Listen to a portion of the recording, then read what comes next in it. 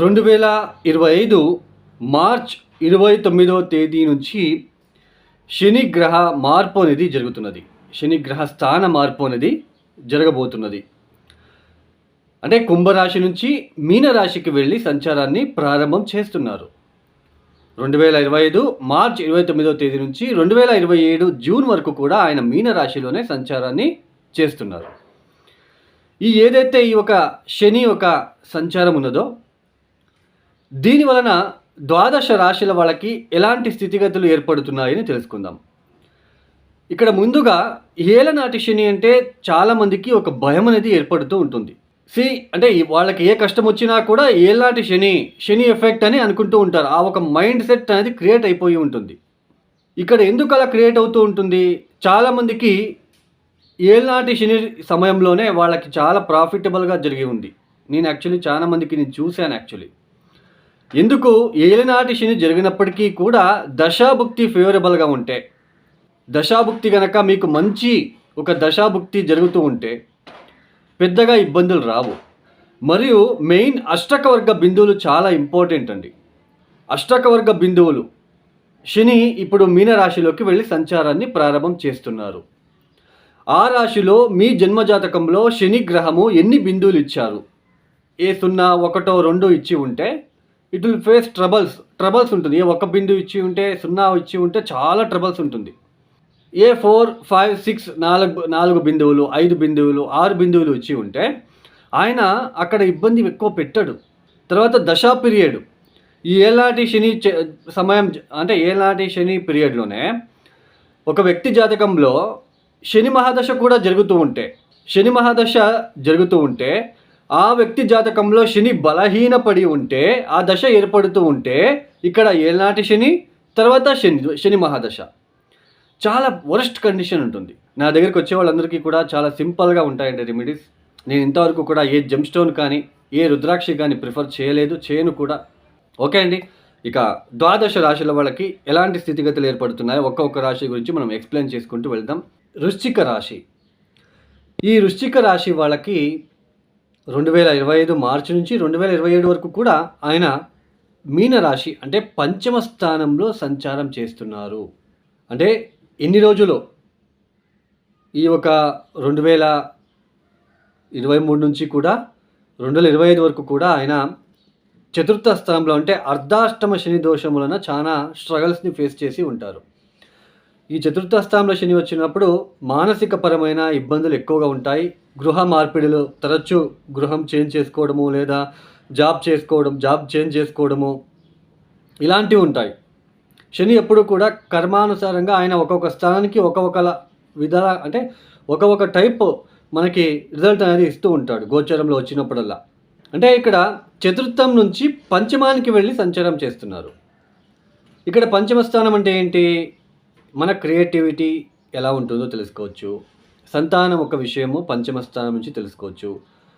ప్రేమం అంటే లవ్ చేసి పెళ్లి చేసుకుంటారు కదా, సో అది పంచమ స్థానం నుంచే మనం తెలుసుకోవడము.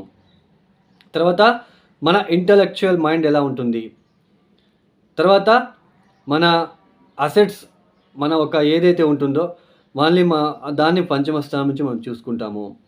తర్వాత ఇక్కడ షేర్ మార్కెట్ గురించి కూడా మనకి పంచమ స్థానమే సూచిస్తుంది. పంచం నుంచి లాభస్థానము సమసప్తక దృష్టి. సో ఇలాంటి పంచమ స్థానంలో శని రావడం అనేది కొన్నిసార్లు అంటూ ఉంటాం కర్మానుసారంగా మన బుద్ధి అని. అంటే అతి తెలివిగా ఆలోచించి అక్కడ ఇబ్బందులు తెచ్చుకోవడము. పంచమ స్థానంలో శని ఉన్నప్పుడు కూడా ఇలాగే ఉంటుంది. ఇక్కడ పని చేయకుండా డబ్బులు ఈజీగా రావాలి అనే ఒక మానసిక పరిస్థితి, తర్వాత మైండ్ అనేది ఏర్పడుతూ ఉంటుంది. బెట్టింగ్లు వేయడము, ఏ ఇన్వెస్ట్మెంట్ చేస్తే లబ్ధి బాగా వస్తుంది అని అక్కడ ఇన్వెస్ట్మెంట్ చేయడము, తర్వాత లాటరీ లాంటివి మనము అంటే ఈజీగా మనీ ఫ్లో, లాటరీ తీసుకుందాము, లాటరీ కొడుతుందేమో, ఇలాంటి పిచ్చి ఆలోచనలు వస్తూ ఉంటాయి. తర్వాత పంచమ స్థానం అంటే సంతానం విషయంలో కొద్దిగా డిస్టర్బెన్సెస్ ఏర్పడుతూ ఉంటుంది. మీ సంతానం అంటే సంతానం కాని వాళ్ళకి ఇట్స్ లైక్ డిలే అవ్వడం లాంటిది. లేదా సంతానం అయిన వాళ్ళకి ఆ సంతానం వలన కొద్దిగా ఖర్చులు ఏర్పడడం లాంటిది. సో, ఇలాంటి ఒక సిట్యుయేషన్ మనకి ఏర్పడుతూ ఉంటుంది. తర్వాత గుర్తింపు లోపించడము. రికగ్నైజేషన్ అని అంటాం. ఆ రికగ్నైజేషన్ విషయంలో ఇబ్బందులు ఫేస్ చేయవలసిన ఒక ప్రమేయము. ఎంత పని చేసినా లేదా మనం ఎంత చేసినా కూడా గుర్తింపు అనేది లేకపోవడము. ఈ సమయంలో ఎవరైనా బాగా ఇష్టపడుతూ ఉంటారు ప్రేమికులు. వాళ్ళ మధ్య ఇక్కడ శని పంచమ స్థానంలో రావడము, వాళ్ళు విడిపోవడం లాంటిది. సో, ఇలాంటివన్నీ జరిగే ఆస్కారాలు ఉంటున్నది. ఈ 2025 ఈ పంచమ శనితో పాటు మీకు గురుబలం కూడా ఉండదు. గురువు కూడా అష్టమ స్థానంలో సంచారము. సో, ఈ సంవత్సరము వృశ్చిక రాశి వాళ్ళకి కొద్దిగా టఫ్ పీరియడ్ అని చెప్పవచ్చు. అంటే పంచమ స్థానంలో శని వచ్చినప్పుడు ఎలా ఉంటుంది అంటే, ఏ కష్టపడకుండా నేను లాభం చేయాలి అనే ఒక ఆలోచనతో వెళ్తూ ఉంటారు. ఇది అండి. తర్వాత స్టమక్ రిలేటెడ్ ఇష్యూస్ రావడానికి కూడా ఆస్కారాలుంటాయి. తర్వాత వృశ్చిక రాశి వాళ్ళకి ఇంకొకటి, ఆ పంచమ స్థానంలో ఏ రాహువో, ఏ కేతువో, ఏ సూర్యుడో, ఏ కుజుడో ఇలా ఉన్నాడా లేదా తెలుసుకోండి.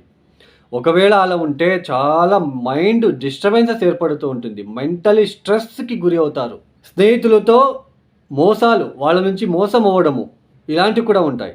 అక్కడ గనక ఏ గ్రహం లేదా వదిలేయండి. అష్టకొర్గ బిందులు చూసుకోండి.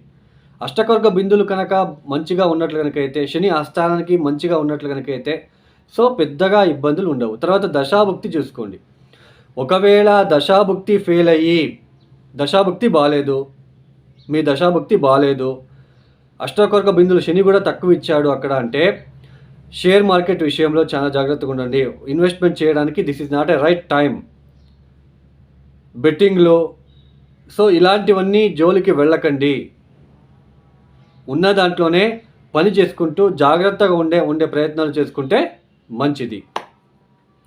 మొత్తానికి వృశ్చిక రాశి వాళ్ళకి ఈ యొక్క సమయం పీరియడ్ అనేది కొద్దిగా టఫ్గా ఉంటుంది. ఈ వృశ్చిక రాశి వాళ్ళు తప్పనిసరిగా కాలభైరవేశ్వర గాయత్రి మంత్రాన్ని చదువుకోండి. శివ పంచాక్షర మంత్రాన్ని చదువుకోండి. ప్రతిరోజు ఒక 1000 సార్లు 2000 సార్లు చదువుకోవడానికి ప్రయత్నాలు చేసుకోండి. హనుమాన్ చాలీసా పారాయణము, హనుమాన్ మందిరాన్ని వెళ్ళి మంగళవారము, శనివారము నువ్వుల ఒత్తులను వెలిగించి రావడానికి ప్రయత్నం చేసుకోండి. తర్వాత ఇక్కడ ముఖ్యంగా ప్రతిరోజు మెడిటేషన్ చేయండి. ఈ యొక్క వీడియో మీకు నచ్చితే లైక్ చేయండి, షేర్ చేయండి, సబ్స్క్రైబ్ చేసుకోండి. సర్వే జనో సుఖినో భవంతు. ధన్యవాదములు.